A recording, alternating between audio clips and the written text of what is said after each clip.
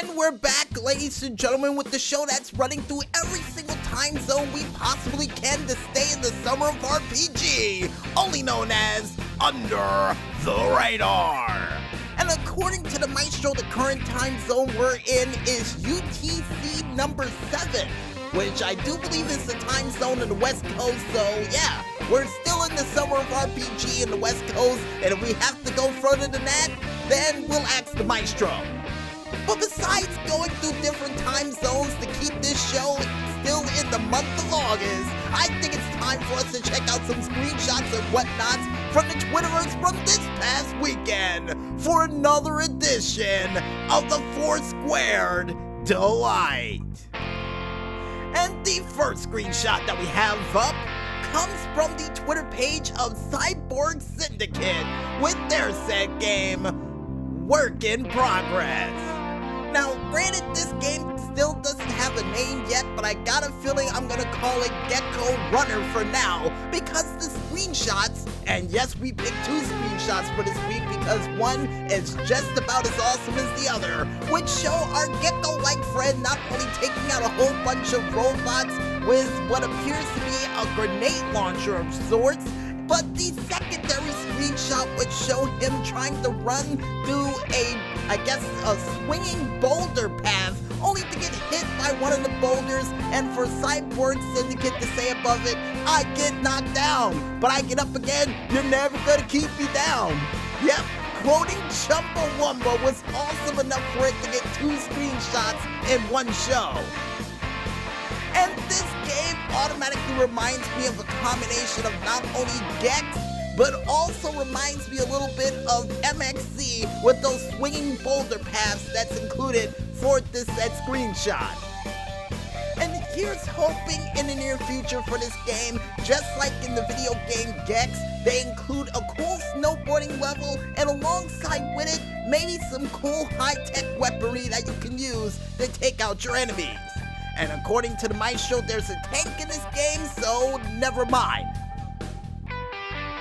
And the next screenshot that we have up comes from the Twitter page of Raconteur Devs with their said screenshot from the video game You Can Pet the Dog VR. And the screenshot that they provided for this week shows you throwing a ball at your dog, only for the dog to bring it back to you and for you to, well, pat the dog on the head for bringing the ball back. Good boy. Good boy. And this screenshot automatically reminds me of not only Nintendo's Homeward Bound An Incredible Journey, but a little hint of Wishbone for some strange reason.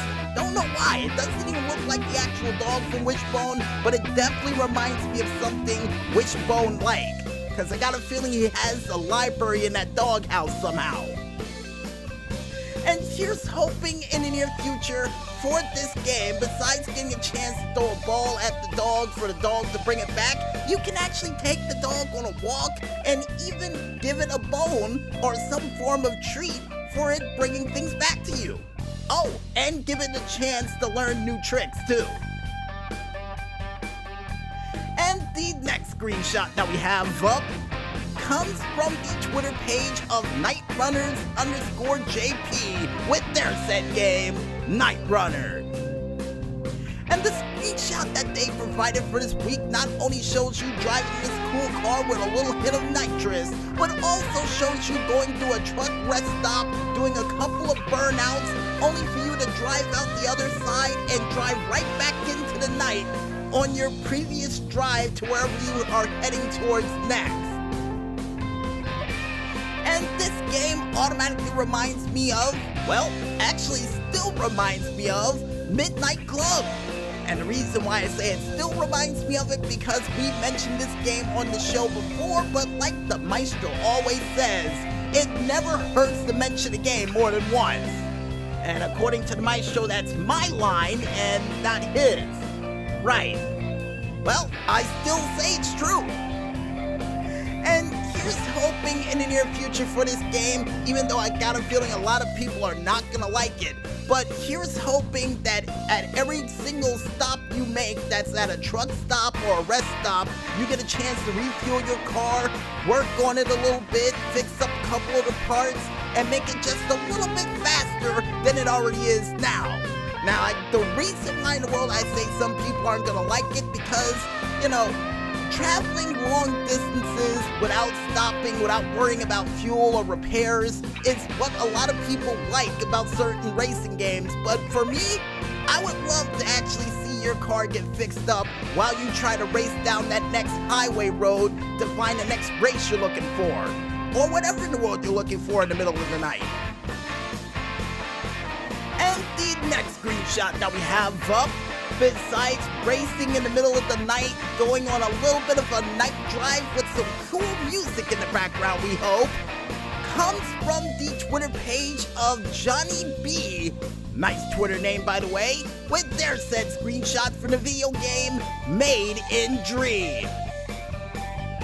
And the screenshot that they provided for this week shows you coming off the back of a boat with your makeshift train, only to pick up a whole bunch of Beach Corp products to try to take down the rail line, only to realize that the tracks weren't set up yet and for all of the train parts to just fall over the side of the tracks and for the train to derail. Very heartbreaking. As a fan of trains, that is very heartbreaking for me. And this game automatically reminds me of, once again, not only that one time we went to Imagine That, but also reminds me a lot of Shining Time Station, or more or less, Thomas and Friends. But yeah, Shining Time Station, because they usually had bad crashes like this during Shining Time Station with incomplete bridges or just some crazy incident that would happen that would cause most of the trains to derail.